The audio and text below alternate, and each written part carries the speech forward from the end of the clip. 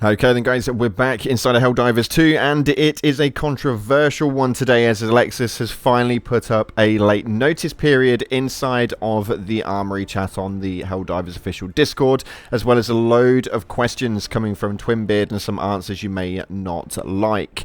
We're going to finalise that one though with a statement made from somebody who's been developing games for the last 20 years and it's not looking like a positive forefront on the Helldivers 2 talk. So we're going to get into everything today, so make sure you have an open mind of this and any conversations that get them down in the comment section below. If you haven't already, smash that beautiful blue thumbs up and subscribe with post notifications turned on. It'd be greatly appreciated. And if you haven't already, check out our sponsor Instant Gaming, where you can buy your games cheaper for PC and consoles with the best deals, offers, promotions and discounts. These guys offer everything up to 70% on all platforms entailed. It's safe and legal. You guys just need to get down to the description, click the link and get your games a little cheaper today.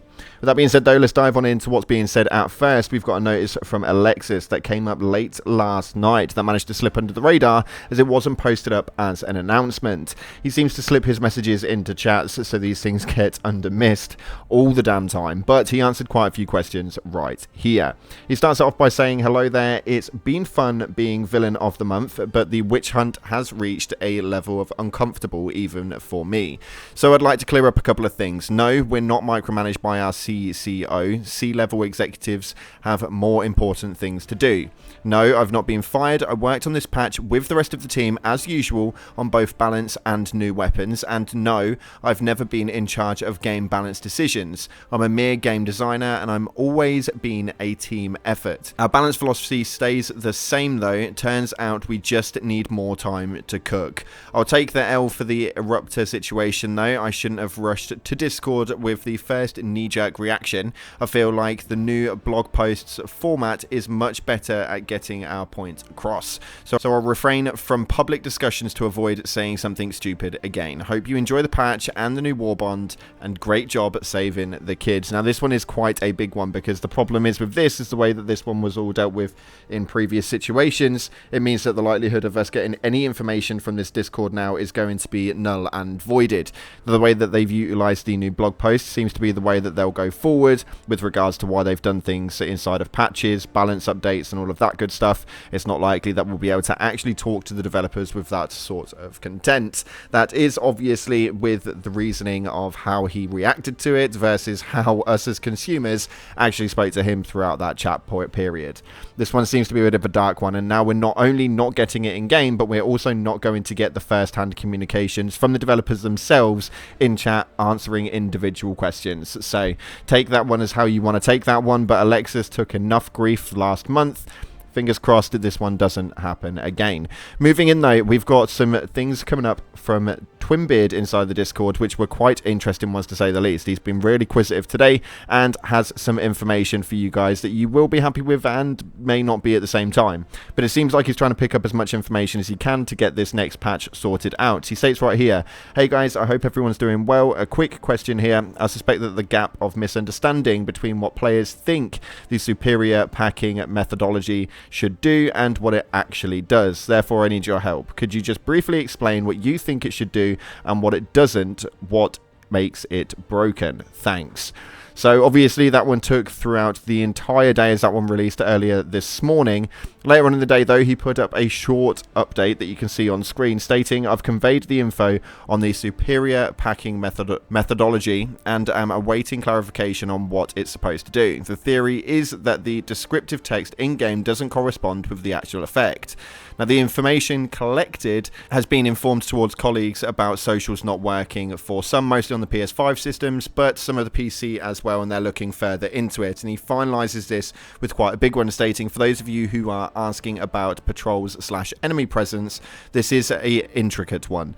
Instead of me trying to give the nitty-gritty details, probably failing miserably, I think that we should try to supply a proper explanation on how it works, what we've changed and how we want it to play in regards to enemy presence overall. We're getting some mixed results and feedback on this one, and we're pretty sure why, but it's too early and more time is needed to monitor and evaluate this one all over.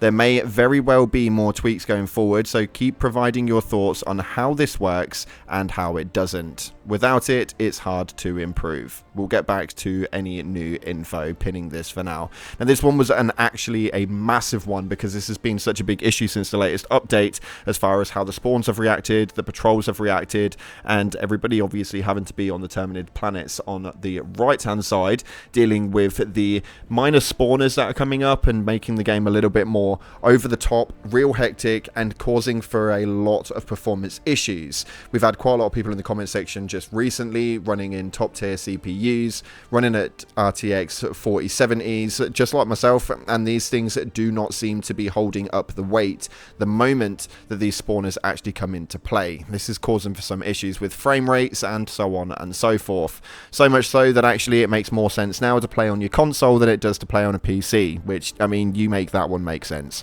But he finalizes with a massive statement right here, saying to those of you who have had performance drop when pressing escape or opening the social menu, here's some simple trial and error stuff to try in order to help us moving this along quicker. States here 3 different pointers that you need to go through. States here, does this happen only on PC or on PS5 as well? If you have the frame rate limit set, make sure you set it to 120 to 144. Save, then turn it back off. If you've already had frame rate limit on, try turning it off, then press or open whatever caused the performance to drop. Is there any change? This is a long shot, but try changing the render scale. Save, then quit from the menu, go back to the menu and change back the render scale to what you previously had it at. Then press or open whatever caused the performance to drop, and again, is there any change? This seems to be a very typical response of have you tried turning it off and turning it back on again, of which I don't really think that we needed a statement for that one. I think a lot of people probably have been messing around with a lot of system settings with regards to their PCs and the in-game features and so on and so forth, so much so that they probably saw this message and didn't say anything back to it, as it has had 0 reactions from 1 o'clock this afternoon. Quite an interesting one to say the least, but the game seems to be taking a bit of an issue right now. Normally you guys like the positivity from here, and I completely understand that, but I like to try to stay true to the format. When it's good, we'll state that it's good, and when it's bad, we'll state that it's bad, and it seems that we're not the only one thinking it right now, as a game developer of over 20 years has made a ginormous statement on Reddit. This guy has got quite a lot of experience underneath his belt, and he's worked and shipped on over 20 titles totaled, some mediocre, some good, some bad, and a few that people have told him are the greatest and their favourite games of all time. Now, he went through a massive piece, of which I'll leave the link down in the description for you guys to go and check out, but he made a simple statement right here that may actually answer a lot when it comes to the issues that we're seeing inside of the game at this moment in time. He states, and I quote quite a lot beforehand, but on 3rd of December 2020, Arrowhead Game Studios revealed the work had started on a new project for PlayStation 5, and it was confirmed that the game would be a third-person shooter. Like the first game, Helldivers 2 runs on the discontinued Autodesk Stingray game engine, originally known as a BitSquid. This is according to the internet, and he bets that the development started before this time. So let's say that it started in 2019, maybe even 2018. Even then, the options available to you were immense, and choosing to stay on an abandoned engine had to have been a terrible choice. I find it hard to believe that they've gained any benefit from staying on that engine that they've used before, and likely made many changes to in hindsight now. When you use something like Unity or Unreal, etc., stuff like that, you're a part of a community of people solving problems together. You gain a lot from having an active development engine, in going to bet that this is one of the biggest reasons for the mess that they're in now. Keep in mind, I'm guessing based on experience. Then we take a look at what the team itself. This will sound harsh, but it's likely accurate in some sense. This is either an inexperienced team or a poorly run and managed studio, or both. How do you release a gun with the wrong material? That shouldn't even be possible if you have an absolute most basic checks and balances to your process.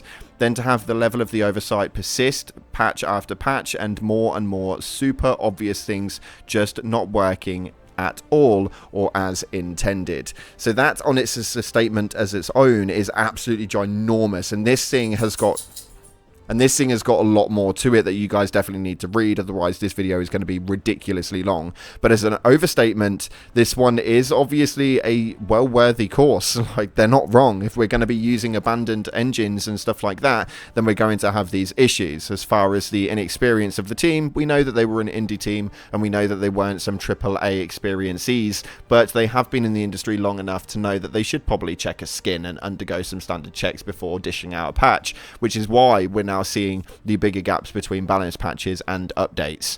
A lot of you guys are not going to be happy with this video, and I'm fully aware with it, because this is completely negative. But like I stated, when it's good, it's good. When it's bad, it's bad. If you haven't already, make sure you smash that beautiful blue thumbs up. Thank you so much again for watching, guys. We'll see you guys tomorrow for some more uploads coming here from the channel. Thanks again for watching. Appreciate your faces. Like, subscribe, and I'll see you in the clouds.